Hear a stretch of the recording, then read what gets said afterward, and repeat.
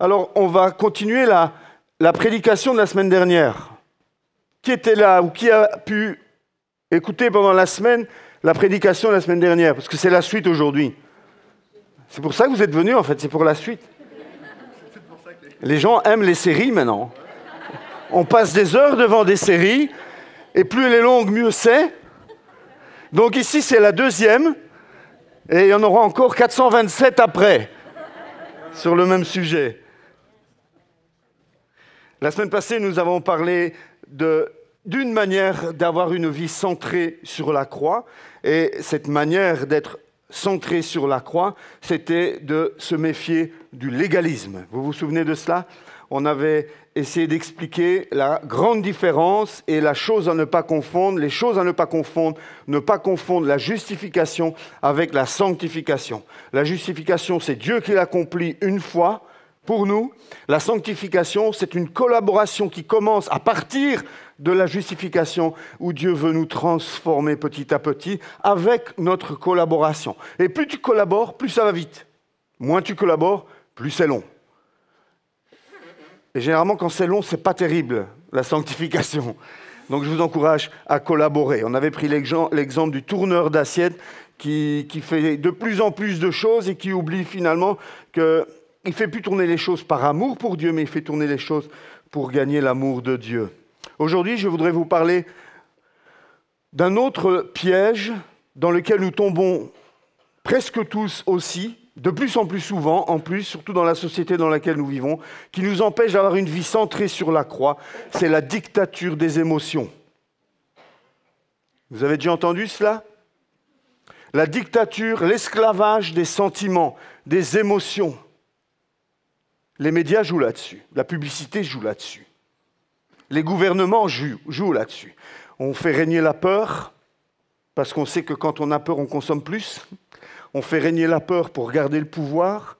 On joue sur le glamour. On nous vend des voitures avec des femmes avec des formes appétissantes. Je ne vois pas le rapport, mais enfin, eux en voient un. C'est celui de nous conditionner.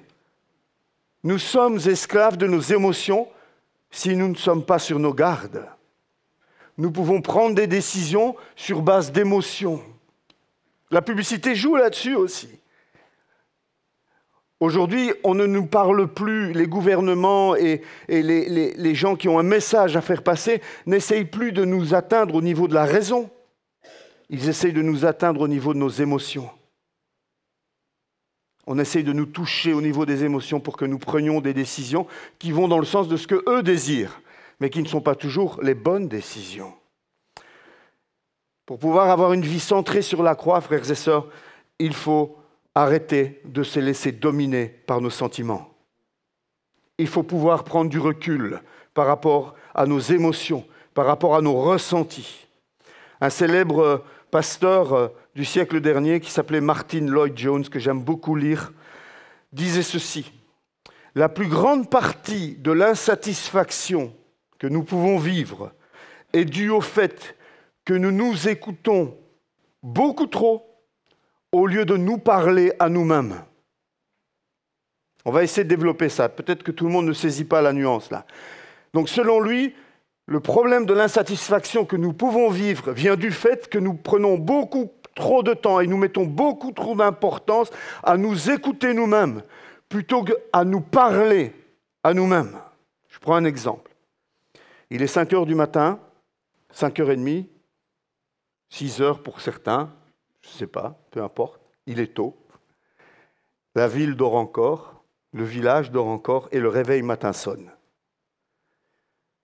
Qui a envie de se lever pour aller travailler? Qui saute de son lit comme un sauvage en disant « Ouah, ça y est, c'est le moment, je peux y aller !» C'est rare, hein? C'est assez rare, effectivement. On est bien, il fait chaud. Si on n'est pas seul dans le lit, on a le conjoint à côté. On n'a pas envie de sortir de dessous la couette. Vous savez qu'il y a un esprit de couette. Vous vous souvenez de Salim Bouali? Esprit de couette, va-t'en. Il nous avait bien fait rire ce jour-là. On est bien. Et puis on se met à réfléchir à la journée. On est quel jour aujourd'hui? Ça vous arrive ça? Parfois je me réveille, je me dis ça va, on est samedi. Et puis le grand choc, ah mais non, on est lundi. C'est pas la même chose, hein. Il y a une grande différence. On se met à réfléchir à la journée. Quels sont mes défis du jour? Oh là là, qu'est-ce que je vais devoir faire aujourd'hui? Oh, j'ai un examen médical. Oh là là, qu'est-ce qu'on va m'apprendre? Oh, aujourd'hui, j'ai une réunion avec le patron. Je ne sais pas pourquoi il m'a convoqué. Oh, aujourd'hui, il y a des examens. Enfin, et on n'est pas encore sorti du lit que déjà, papa, ça commence à matraquer. Et là, la peur peut venir. L'angoisse, le découragement, la paresse. Il y a toutes sortes de choses qui déjà, on n'est pas encore sorti de sous la couette, que déjà on est assailli par une tonne d'émotions, une tonne de ressentis, des choses qui viennent là et qui nous parlent. Et on écoute. Moi, quand ça sonne et que je suis fatigué, il y a une voix qui me dit « Prends-toi un quart d'heure de plus ». Et c'est automatique, ça va tout seul. Ils ont bien fait les réveils matin, hein. C'est le plus gros des boutons sur le réveil matin, vous avez remarqué? C'est pas le petit qu'il faut aller chercher à l'arrière, hein. C'est le gros, il n'y a qu'à faire comme ça. Je m'écoute. Mais si je m'écoute plus, parfois j'ai même des pensées. Tu te sens bien ce matin? T'as pas un peu mal quelque part qui pourrait justifier que tu appelles ton patron? Non, aujourd'hui ça va pas aller. Non, je me sens pas bien. Déjà hier j'ai toussé 2 fois.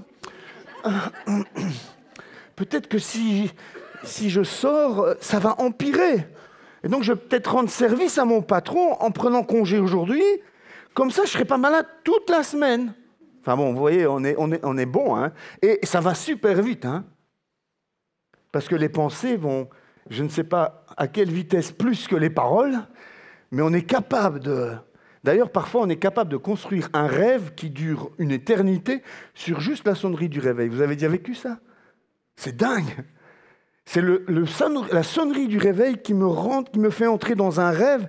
J'ai l'impression que ça dure une éternité, mais en fait, il vient de commencer. Tellement ça va vite dans nos pensées. Bon, il y en a qui pensent plus vite que d'autres aussi. Bon, c'est aussi une réalité. Mon corps veut rester au chaud. Je n'ai pas envie de me lever. Il y a des peurs, des stress, des émotions qui viennent. Et tout cela commence à me parler. Si je les écoute, je reste dans mon lit. Mais comme je sais que la plupart de nous sommes des gens sérieux et courageux, nous arrêtons de les écouter et nous nous parlons à nous-mêmes. Et nous disons, bon, c'est bon, ça suffit. Tu as assez flemmardé, il faut gagner ton pain à l'assure du front de ton front, pas à l'assure du front de ta femme, à l'assure de ton front. Lève-toi et va travailler. La raison prend le dessus sur les émotions. Mais ce n'est pas tout le temps le cas. La plupart du temps, heureusement, la plupart du temps, dans notre quotidien, une maman qui doit préparer un repas pour la xème fois tous les soirs, la rengaine, il y a des moments où elle n'a pas envie de faire le repas. Elle aimerait bien que quelqu'un d'autre fasse le repas à sa place. Je parle d'expérience, mais elle n'est pas là, donc j'en profite pour pas qu'après elle me le ressorte tout à l'heure. Elle est à l'école du dimanche. Mais d'expérience, il y a plein de choses que nous avons envie de faire ou plein de choses que nous n'avons pas envie de faire, mais parce que nous savons que malheureusement, il n'y a pas le choix, on prend le dessus sur. Mais il y a aussi beaucoup de situations dans nos émotions, et maintenant je parle du domaine spirituel, malheureusement. On est fort pour dire non à la couette et se lever, mais dans le domaine spirituel, combien de fois j'avais pris des bonnes décisions de demain matin, je me lève, je prends un temps avec Dieu et je prie, et je suis allé travailler, mais Dieu est passé quand même à la trappe. On est tout le temps dans ces situations-là difficiles. Si j'écoute mes émotions, je reste au lit, mais la plupart d'entre nous, après les avoir écoutées, nous leur parlons, nous prenons le dessus sur ces émotions et la raison l'emporte sur nos envies. Paul disait dans Éphésiens au chapitre 2, verset 3, « Notre conduite avant, c'est à l'imparfait. Avant, notre conduite était dictée par les désirs de notre nature propre, puisque nous accomplissions les volontés de la nature humaine et de nos pensées. » Mais ça, normalement, c'était avant. Et pourtant, ça se manifeste encore après. C'était avant la nouvelle naissance et pourtant, ça se manifeste encore après. Frères et sœurs, avez-vous compris que la plupart du temps, nous nous laissons gouverner par nos sentiments? On n'en est pas conscient la plupart du temps. Mais bien souvent, ce sont nos sentiments qui nous gouvernent et qui nous poussent à prendre des décisions, qui nous poussent à poser des actes, à dire des choses. Nous parlons le plus souvent de ce que nous ressentons. Quand on a un entretien pastoral, on écoute la personne et très rapidement, après avoir écouté la personne pendant un moment, on voit ce qu'il y a derrière. On voit ce qui est ressenti, on voit ce qui est vécu à l'intérieur. Joyce Meyer, vous connaissez bien Joyce Meyer. Je voulais prendre une parole d'une femme célèbre pour que les femmes m'écoutent un peu. Oh, ne soyez pas vexés. Hein. Voilà ce qu'elle dit. Écoutez, c'est bien. Mais je pense que les femmes, elles ont une capacité à penser plus rapide, si tu veux, chez moi. Plus large. Bon, allez-y, lâchez-vous. Hein. J'ai souvent des entretiens avec des femmes qui ont des luttes au niveau des pensées, qui ont du mal à mettre des freins, qui ont du mal à mettre des barrières à leurs pensées. Ça commence et puis ça part, et puis ça prend une ampleur que chez nous, les hommes, un peu moins. Bon, il y a d'autres problèmes chez les hommes, hein, rassurez-vous. Elle dit ceci, je me demande parfois si nous ne servons pas plutôt le Dieu de nos sentiments que le Dieu de la Bible. C'est intéressant comme remarque. Je me demande, c'est une femme qui parle, hein, et souvent elle parle à des groupes de femmes, hein, c'est dans des réunions de dames. Hein. Je me demande parfois si nous ne servons pas plutôt le Dieu de nos sentiments que le Dieu de la Bible. Qu'est-ce qui donne le ton à ta journée? Qu'est-ce qui va donner la couleur de ta journée? Comment est-ce que ta journée va se dérouler quand tu te lèves le matin et que tu prépares cette journée? Tes émotions ou la parole de Dieu? Ce que ton corps te dit, ce que tes émotions te disent, ce que tes sentiments te disent, ou ce que la parole de Dieu dit. Je prends quelques exemples. Oh, j'ai l'impression que Dieu ne m'aime pas.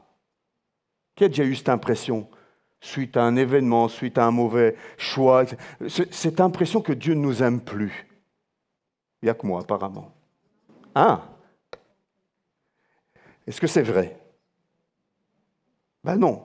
Pourquoi c'est faux? Ben parce que la Bible nous dit que Dieu nous aime, parce que Dieu est amour, parce que Dieu a prouvé son amour envers nous en envoyant son propre Fils mourir sur une croix. La Bible est pleine d'affirmations qui nous montrent que Dieu nous aime et que Dieu est amour. Ça, c'est la vérité. Mais mes émotions, mes sentiments me disent « Aujourd'hui, j'ai l'impression que Dieu ne t'aime pas. » Et là, j'ai un choix à poser. J'entre sur ce chemin-là, je continue à alimenter cette pensée, et vite, je vais même trouver des raisons à cela. D'ailleurs, la preuve, regarde, hier, t'as vu?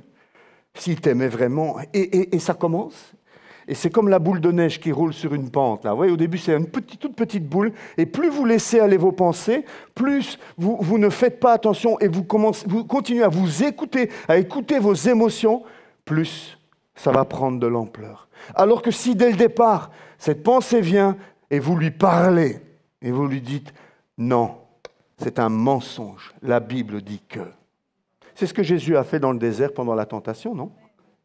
Le diable est venu vers lui en lui disant « Et à chaque fois, Jésus lui a dit « Non, la parole de Dieu dit que. » Moi, je pense que j'ai aucun avenir. Il n'y a rien qui s'ouvre pour moi. Ça fait des mois que je cherche du travail. Je suis un bon à rien. Il n'y a personne qui veut de moi. J'ai envoyé des CV, j'ai été à des entretiens, j'en ai fait plein. Tout le monde me rejette.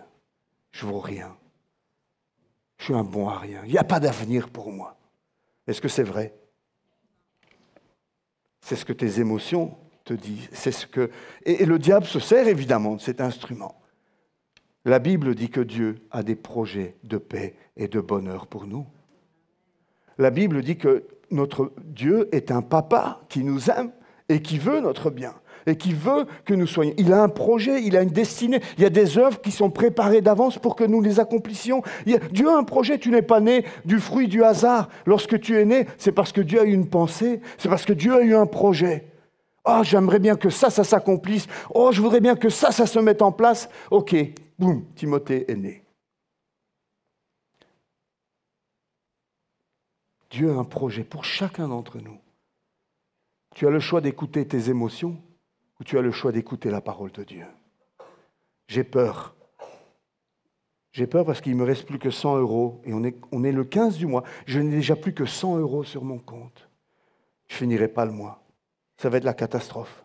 Et je suis sûr qu'il y aura encore d'autres factures qui vont arriver que je n'avais pas prévues et je ne saurais pas les payer. Et je vais devoir aller emprunter à gauche et à droite et je ne pourrai pas rembourser. Et on va venir saisir ma maison. Et ensuite on va me jeter en prison et on va me brûler vif. Non, mais on laisse aller, et ce qui est au départ un petit truc comme ça finit par devenir une montagne. Dieu prend soin de ses enfants. Dieu prend soin de ses enfants.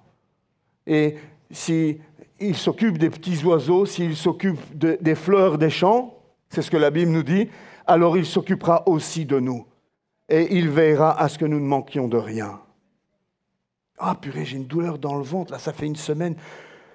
C'est bizarre, ça part pas. Ça commence à m'inquiéter, ça. C'est peut-être un cancer. Fulgurant. Envahissant.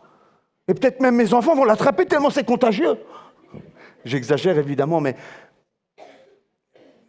Ouais, je connais des frères ici, peut-être qu'ils se reconnaissent, mais dès qu'ils ont un petit bobo, c'est fini, hein. Le monde s'écroule, hein. La veille, ils étaient tout feu, tout flamme. Dieu est bon, alléluia, on va renverser les murailles, on va conquérir la Chine. Le lendemain, ils se lèvent avec une petite douleur dans le ventre. Et tu les vois, qu'est-ce qui se passe? Qu'est-ce qui s'est passé entre hier et aujourd'hui? J'ai une douleur.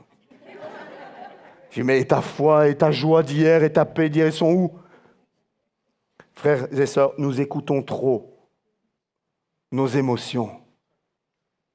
Il y a une dictature des émotions et elle joue aussi chez le chrétien et nous devons apprendre à reconnaître la voix des émotions. Il y en a qui sont bonnes, il y en a qui sont fausses. Tout n'est pas mauvais, attention, hein, je ne suis pas en train de vous dire qu'il faut faire taire toutes nos émotions, on va revenir dessus. 1 Jean nous dit, si nous reconnaissons nos péchés, il est fidèle et juste pour nous les pardonner et nous purifier de tout mal. Oh mais je sens que Dieu ne me pardonnera jamais cela, non. Non, ça c'est trop. Je crois que j'ai franchi une étape de trop, là, c'est fini. Il n'y a plus de pardon possible pour moi. Mensonge. Et il y en a plein comme ça, des mensonges dans lesquels nous marchons. Voyez-vous, frères et sœurs, nous ressentons beaucoup de choses, mais nous avons, nous, enfants de Dieu, le choix soit d'écouter ces émotions qui veulent nous emmener dans la morosité, dans la dépression, dans la fatigue, dans le découragement, ou alors nous avons le choix de parler à ces émotions. Sur la base de la parole de Dieu, sur la base des promesses de Dieu, sur la base de qui est Dieu, et de faire taire ses émotions, de les dominer. Quelqu'un a dit, celui qui n'écoute que ses émotions commet des erreurs graves régulièrement. Il prend des décisions en fonction de ce qu'il ressent, plutôt que d'obéir à Dieu et de faire ce qui est juste. Prendre des décisions sans cesse uniquement sur base de nos émotions nous amène souvent à prendre des décisions qui ne sont pas les bonnes décisions. Et ça va dans toutes sortes de domaines. Hein. Oui, mais on s'aimait, et on s'est dit qu'on allait se marier, mais on s'aimait tellement qu'on a couché ensemble quand même. C'est parti d'une émotion, c'est parti de sentiments, c'est parti de choses qui sont nées, des passions qui sont là. Et si on ne domine pas ces passions, on ne tient pas. Et on est prêt à... Les achats, on peut acheter des choses débiles, juste sur un coup de tête. Et on peut faire comme ça plein de choses si on ne fait pas attention à être fort sur nos émotions. Le paresseux écoute ses sentiments et reste dans son lit. Celui qui écoute la colère finit par dire ou faire des choses qu'il va regretter. Celui qui se laisse dominer par la tristesse, il verra tout en noir, et ça va très vite. Celui qui entretient du non-pardon, de la rancune dans son cœur, petit à petit, il va avoir comme une carie sur son cœur. Il y a des caries sur les dents, mais il peut y avoir des caries sur le cœur aussi. Du non-pardon, c'est un ulcère qui commence sur ton cœur. Et si tu ne le traites pas, cet ulcère va s'étendre et tout ton cœur va être contaminé. Et il y aura des fruits extérieurs qui se verront à cela. Qu'est-ce qui est censé orienter le cours de l'existence d'un chrétien, frères et sœurs? J'ai envie ou j'ai pas envie de, ou bien la volonté de Dieu? La volonté de Dieu. Il faut cesser d'être passif face à nos émotions, d'être les esclaves de nos sentiments, pour activement écouter la parole de Dieu. C'est cela, vivre une vie centrée sur la croix, et non une vie centrée sur nos ressentis, nos émotions. Dominer notre paresse, soumettre la colère, être toujours joyeux comme la Bible nous demande d'être toujours joyeux. Ne nous inquiéter de rien comme la Bible nous commande de nous inquiéter de rien. Ceux qui appartiennent à Jésus, dit Galates 5, ont crucifié la nature propre avec ses passions et ses désirs. Les passions et les désirs qui sont en nous, qui nous poussent. Si nous vivons par l'Esprit, laissons-nous aussi conduire par l'Esprit. Soit on est conduit par nos passions, nos émotions, nos sentiments, soit on est conduit par l'Esprit. Et le chrétien sait quelle décision, quelle direction il doit prendre. En d'autres mots, Paul rappelle aux chrétiens que pour vivre une vie centrée sur la croix, il faut y déposer nos émotions, nos ressentis, ne plus être conduit par nos sentiments, mais être conduit par l'Esprit de Dieu. Est-ce que j'ai envie d'aller au culte ce matin ? Est-ce que j'ai envie de prier ce matin? Est-ce que j'ai envie de faire du bien autour de moi aujourd'hui? Est-ce que j'ai envie de donner à la collecte aujourd'hui? Est-ce que j'ai envie de... Et je n'ai pas envie de... Il y a des gens qui me disent, mais pasteur, ça fait plus de 7 ans que tu fais 2 cultes, un le matin, un le soir. Comment tu fais? Vous savez comment je fais? Je ne me pose pas de questions. Je ne me demande pas si j'ai envie de le faire ou si je n'ai pas envie de le faire. J'ai pris une décision de le faire, c'est mon ministère, je me suis engagé et je le fais. Si tous les dimanches à 3h, parce que mon GSM sonne à 3h30 tous les dimanches, au cas où j'aurais fait une sieste et que Michel aussi faisait la sieste et que... Voilà. Alors à 3h30, mais quand mon téléphone sonne à 3h30, je ne me réveille pas en me disant « Est-ce que j'y vais aujourd'hui? Est-ce que j'y vais pas aujourd'hui ?» Non, ce n'est pas la question qui me vient. Le réveil sonne, je me lève, je me fais un café, je bois mon café, je monte dans ma voiture et j'y vais sans me poser de questions. Je ne rate jamais un culte. Pas parce que je suis pasteur, hein. Je le faisais déjà avant de ne pas être pasteur. Je ne rate jamais de culte parce que je ne me pose même pas la question le matin lorsque je me réveille de savoir si je vais y aller ou pas. Ça m'arrive d'assister à des mariages et il y a des frères et sœurs qui me disent « Tu vas demain au culte ?» Je dis « Mais je ne me suis même pas posé la question. » Ben oui, je veux au culte. Ben c'est sûr que je ne danse pas jusqu'à 3h du mat'. Mais ça ne me traverse pas l'esprit. Et il y a des frères et sœurs comme ça aussi dans cette église. Ils sont là, quoi qu'on ait fait. On a fait mission Togo, on a nettoyé jusqu'à 1h du matin. Le lendemain, ils sont là. Mais ceux qui sont partis à 10h sont crevés, hein. Qui est-ce qu'on écoute? Qui est-ce qu'on écoute? Parfois, quand on se pose trop de questions, quand on écoute trop nos envies, on passe à côté de l'essentiel.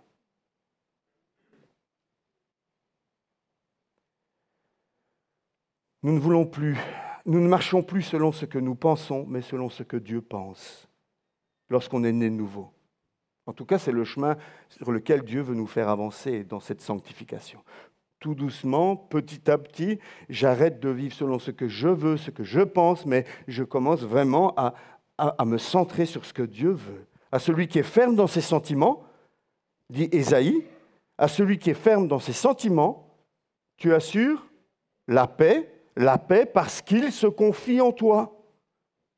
Celui qui est ferme dans ses sentiments se confie en Dieu. Il n'écoute pas ses sentiments. Il ne se laisse pas balloter dans tous les sens parce qu'il ressent. Il se confie en Dieu. Et un secret là, le secret de la paix, c'est de se confier à Jésus plutôt qu'à ses ressentis.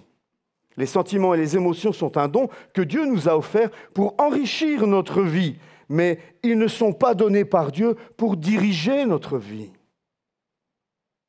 Une vie sans émotion, qui en veut?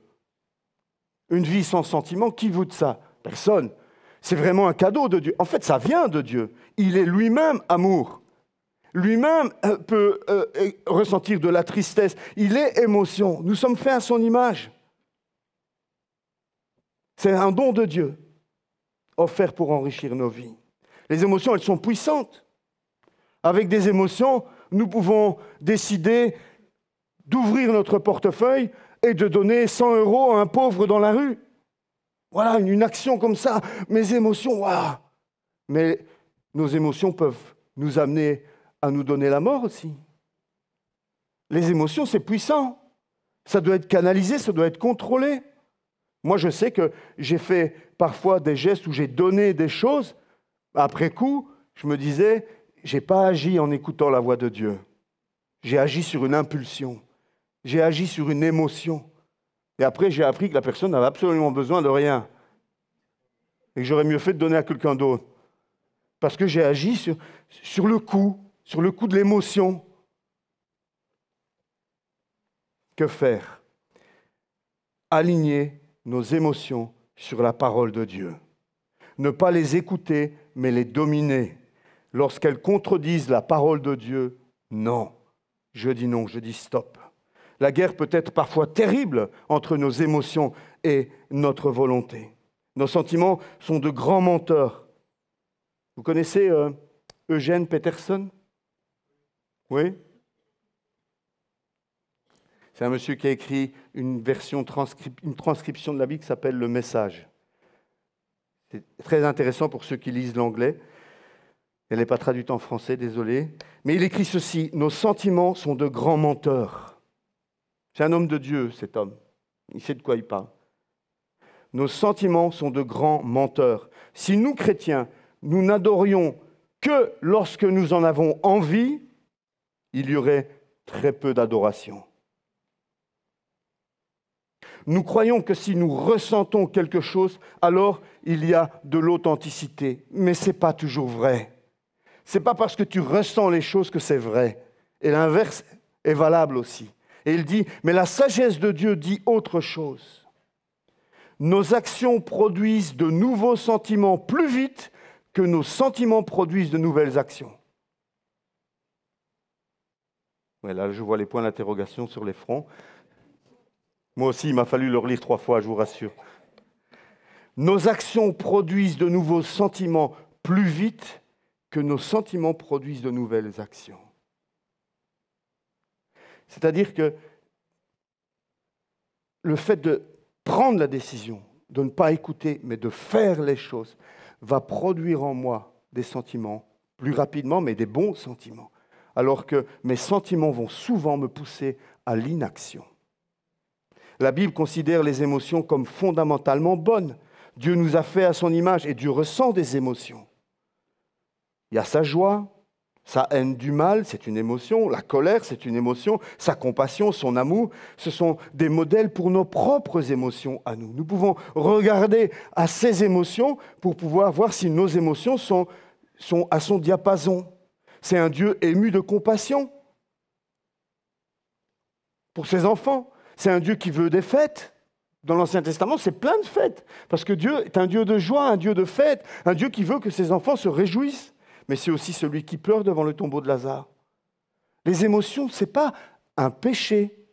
D'accord? Je ne suis pas en train de vous dire que les émotions, c'est péché. Ce que je suis en train de vous dire, c'est que les émotions ne doivent pas nous dominer, mais que nous devons dominer sur elles. Et parfois, elles peuvent être un moteur, une énergie pour nous pousser à aller dans une bonne direction, mais si nous ne faisons pas attention, parfois, elles peuvent être une énergie qui va nous détruire et nous pousser dans la mauvaise direction. Et qu'il faut pouvoir laisser la parole de Dieu dominer sur ces émotions. Dieu ne nous demande pas d'éviter ou de réprimer toutes nos émotions, comme certains chrétiens le pensent. Il y a des chrétiens qui vivent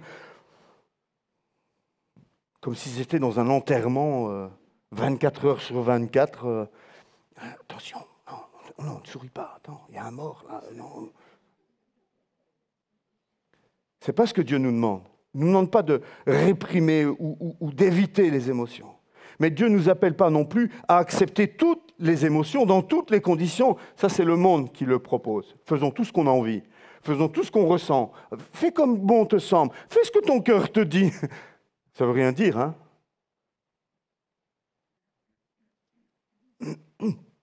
Dieu nous demande de ne plus être dominés par nos émotions, mais de les contrôler. On a un bel exemple dans la Bible, au psaume 22 par exemple. Vous connaissez le psaume 22? C'est le psaume où Jésus, sur la croix, va dire « Mon Dieu, pourquoi m'as-tu abandonné ?» Mais en fait, c'est un psaume de David, psaume 22. David est dans une situation terrible. On ne va pas lire tout le chapitre, mais vous pouvez faire cet exercice à la maison si vous voulez. Vous prenez la première moitié du chapitre 22 et vous allez essayer de retrouver dans ce chapitre 22 toutes les émotions qui sont exprimées. Vous allez trouver de l'angoisse, vous allez trouver de la tristesse, vous allez trouver de la peur, vous allez le sentiment de rejet. En fait, le début de ce psaume est rempli d'émotions, mais qui ne sont pas des émotions très positives, ce sont des émotions négatives. Et David exprime, il se sent abandonné, il se sent seul, il a l'impression que la terre entière est contre lui, que ses amis l'ont rejeté, que celui avec qui il mangeait se tourne contre lui. En fait, David est dans une situation d'angoisse, de détresse. Il se sent seul, abandonné. Il ressent de la peur, de la déception, de la trahison. Enfin, voilà. Et il y a un melting pot de toutes sortes d'émotions. Mais son récit se termine par une affirmation, la deuxième moitié du chapitre. C'est comme si à un moment donné, il exprime à Dieu tout ce qu'il ressent. Et à un moment donné, après avoir écouté son corps, écouter ses émotions, c'est comme si à un moment donné, il se ressaisit et là, il se met à parler à ses émotions et il dit, à partir du verset 20, « Mais toi, Éternel, ne t'éloigne pas, tu es ma force, viens vite à mon secours. Protège mon âme contre l'épée, ma vie contre le pouvoir des chiens. Sauve-moi de la gueule du lion et des cornes du buffle, tu m'as répondu. » Il a arrêté d'écouter ses émotions. C'est pas mal de les exprimer. Tous les psaumes, c'est un recueil d'émotions.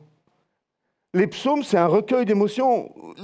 Les gens expriment leur amour, les gens expriment leur tristesse, ils expriment leur désarroi, leurs angoisses. Les psaumes, c'est ça. Mais à chaque fois, à un moment donné, on arrête de se lamenter, on arrête d'écouter ces émotions et on se tourne vers « Tu es mon rocher, tu es ma forteresse, tu es mon secours ». Et c'est toi qui fais ce choix. Ce n'est pas le pasteur pour toi, c'est même pas Dieu pour toi. C'est toi qui, à un moment donné, dois dire « Hé là, oh, stop, ça suffit ». Parce que si tu te laisses et que tu n'as pas ce réflexe de dire « Hé, bon, attends, ça suffit, là, ça fait 5 minutes que tu es en train de t'en aller, la fin du monde, c'est demain matin. Oh, stop. Je reviens à la réalité de la parole de Dieu. Je reviens à qui Dieu est et à ce que Dieu me dit dans sa parole. Tu m'as répondu. J'annoncerai ton nom à mes frères. Je te célébrerai au milieu de l'assemblée. Vous qui craignez l'Éternel, louez-le. Vous tous, descendants de Jacob, honorez-le. Tremblez devant lui, vous tous, descendants d'Israël. Il y a quelques versets, il était au fond du trou. Tout le monde m'a abandonné, même Dieu, mon Dieu, pourquoi? À la fin du chapitre, il dit, j'annoncerai qui tu es à la génération. Je louerai l'Éternel. Vous voyez le changement de situation. Il y a un retournement dans ce psaume et dans plein de psaumes. Il y a un vrai revirement de situation. Parce qu'à un moment donné, le psalmiste dit « Stop, maintenant j'ai exprimé mes émotions, mais ce n'est pas elles qui vont conditionner ma vie. Maintenant, je me tourne vers ce qui est du solide et sur ce qui est une assurance, sur ce qui est un rocher inébranlable, la parole de Dieu et Dieu lui-même. » Je conclus, frères et sœurs. Je vais vous lâcher tôt aujourd'hui. J'ai eu la parole à quelle heure? Un tôt, voilà. J'avais 5 pages, j'avais peur d'être long. Les personnes qui connaissent le succès, écoutez cette phrase, j'ai bien aimé, ce n'est pas de moi. Les personnes qui connaissent le succès sont celles qui contrôlent leurs humeurs et n'agissent pas en fonction de leurs émotions. C'est du management là. Mais c'est valable spirituellement. Ceux qui connaissent le succès sont les personnes qui contrôlent leurs humeurs et qui n'agissent pas en fonction de leurs émotions. Les personnes qui font quelque chose, même lorsqu'elles n'en ont pas envie, sont celles qui font avancer le monde. Vous en pensez quoi de cette phrase? Les personnes qui font quelque chose, même lorsqu'elles n'en ont pas envie, ce sont ces personnes-là qui font avancer le monde. les autres sont dans leur lit. Ils sont sous la couette de la tristesse, sous la couette du « je n'y suis pas capable », sous la couette de « je n'y arriverai jamais », sous la couette de toutes sortes de choses différentes. Pour mener une vie centrée sur la croix, frères et sœurs, nous ne pouvons plus agir selon nos impulsions personnelles et notre ressenti. Dans le jardin de Gethsémani, Jésus a ressenti beaucoup de choses. La Bible nous dit qu'il a été saisi d'angoisse. Il a prié alors avec plus d'insistance. Quand la peur est venue, quand l'angoisse est venue, le texte dit, c'est dans Matthieu, à ce moment-là, qu'est-ce qu'il a fait? Il a prié avec plus d'insistance. Il y a une clé là. Quand la peur vient, quand l'angoisse vient, soit tu l'alimentes, soit tu te tournes vers Dieu. C'est ce que Jésus a fait. Et il pria avec plus d'insistance. C'était dans Luc, pardon. Dans Matthieu, c'est plutôt saisi de frayeur et d'angoisse. Jésus est saisi de frayeur et d'angoisse. Il dit, mon âme est triste à en mourir. Je pense qu'on est bien dans l'émotion là. On est bien dans le ressenti, on est bien dans... Jésus, là, il est accablé par ses émotions. Il est submergé par cette frayeur, cette angoisse qui vient et qui monte en lui devant quoi? Devant la croix, évidemment. On sait que le jardin de Gethsémani, c'est quelques heures avant la crucifixion. Jésus sait ce qu'il va faire. Jésus sait par où il va passer. Jésus n'a pas subi la croix. J'aime rappeler cela. Jésus n'a pas été surpris. « Oh mince, ils m'ont arrêté. Oh, ils ont décidé de me crucifier. » Jésus savait qu'il allait être crucifié.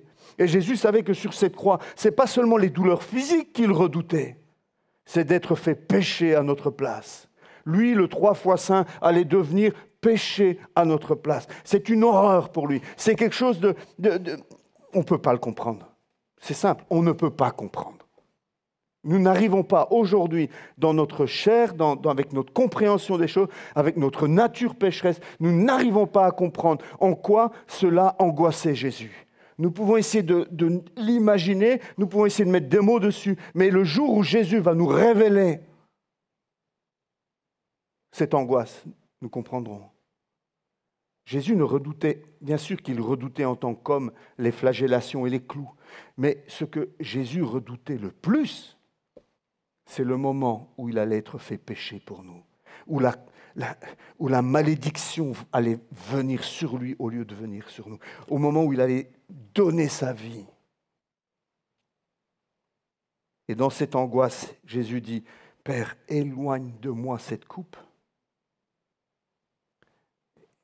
Si c'est possible, s'il te plaît, je suis angoissé là, c'est trop. Éloigne de moi cette coupe. » Ces émotions parlent.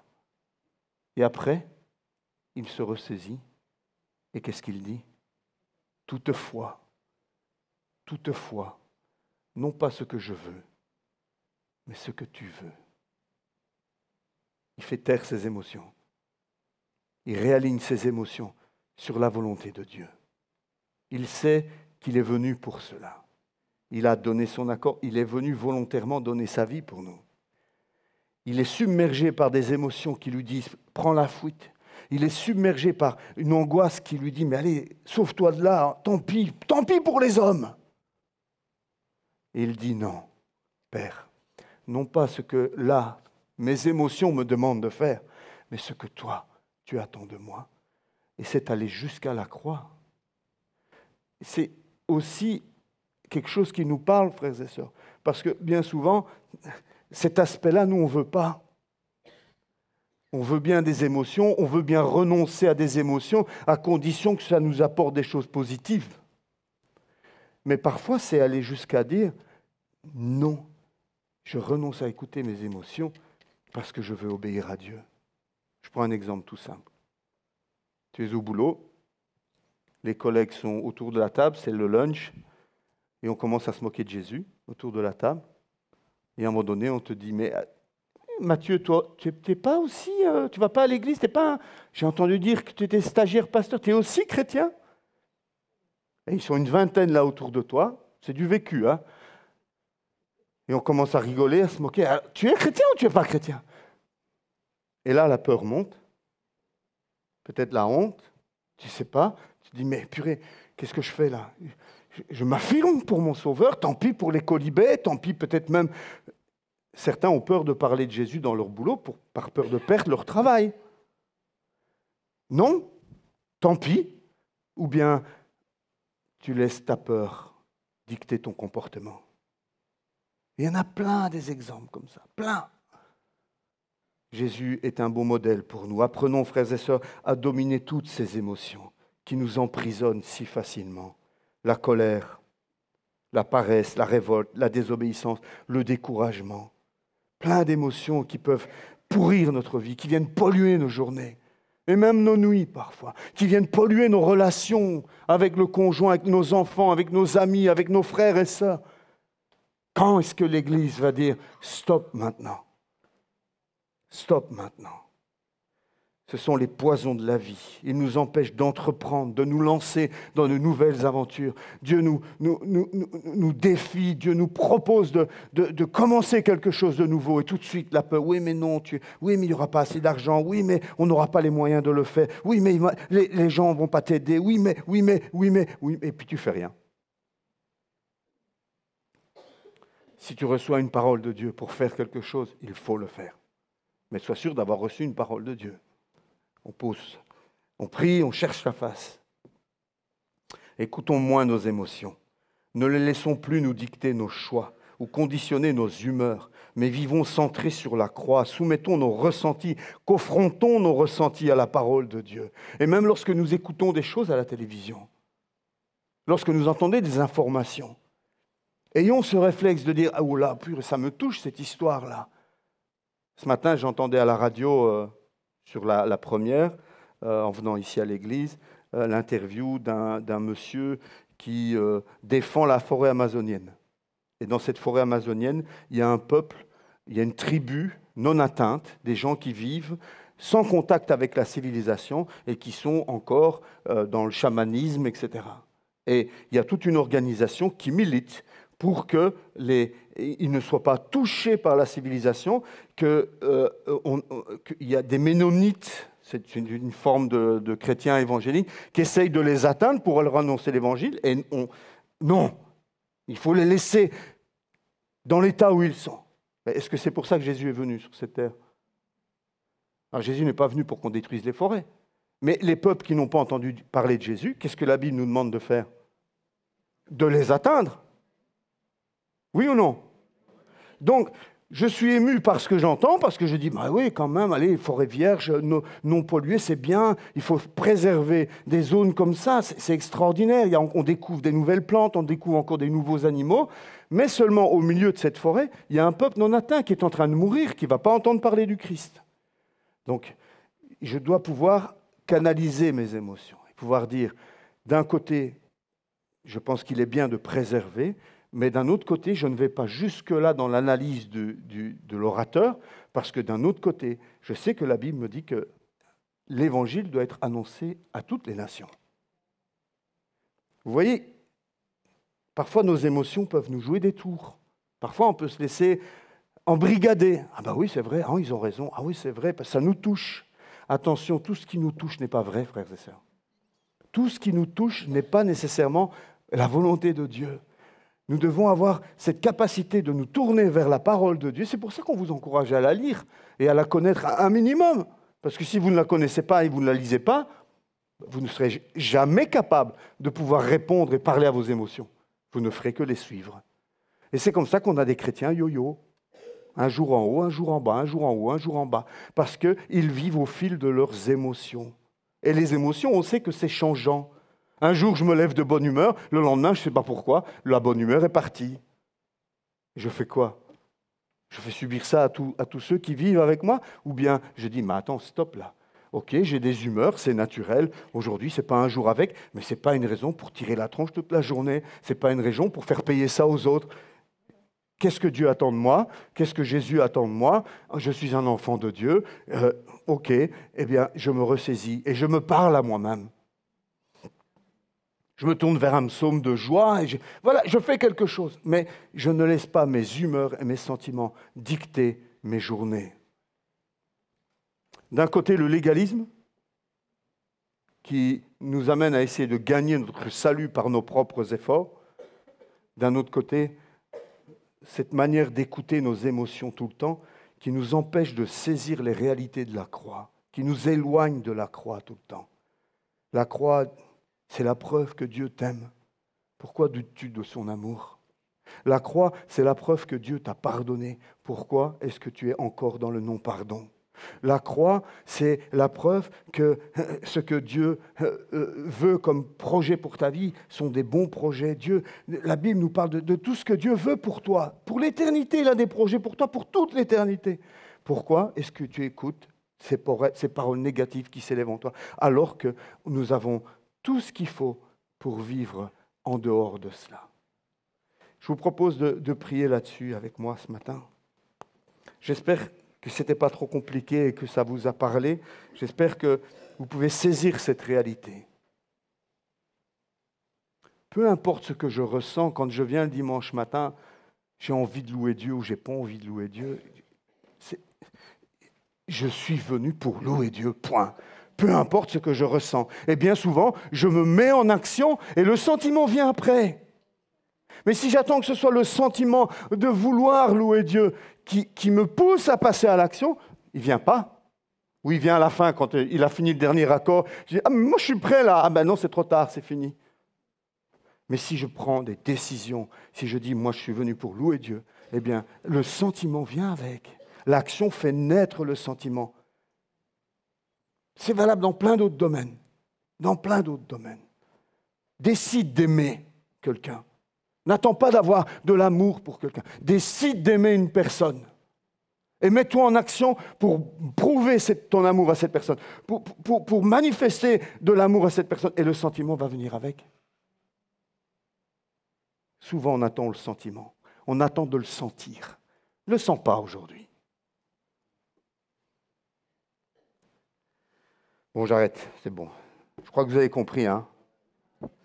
Je suis un peu motivé, excusez-moi. J'essaierai d'être moins motivé la prochaine fois. Seigneur, merci parce que tu m'as parlé.